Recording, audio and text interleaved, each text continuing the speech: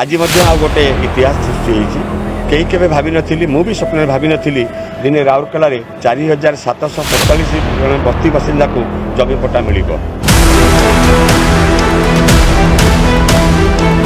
राउरकेला गोपबंधुपल्ली लोकंकर माड़ बड़ अभियोग होइछे सरकार जमी पट्टा देइथिले घर बनाबार लगी हेले फॉरेस्ट कर्मचारी माने आसिकरी घर के भांगी देउछन। मो ए एरिया रो जो जगहटा अछि एटा घर थिला तो सही घरटा पड़ी गला तो हमें साफ उफ करके जगह को क्लियर करलु तापरे हमें हमको पट्टा पट्टा सब मिला तो हमको गवर्नमेंट देइछे तो से पट्टा हमको कहले पट्टा रे तुमे नियो ए पट्टा तुमर हर चीज रे काम आसीबो तो मुझे पट्टा नहीं कि घर बनैली तो मत जिते फॉरेस्ट वाला आसिले से माने कहले कि जगार कम्प्लेन जाऊे तो मुझे कहली मो पाखे पट्टा अच्छे सब किसी अच्छे गवर्नमेंट देचे तो से मो कथा जमा शुणिले आ से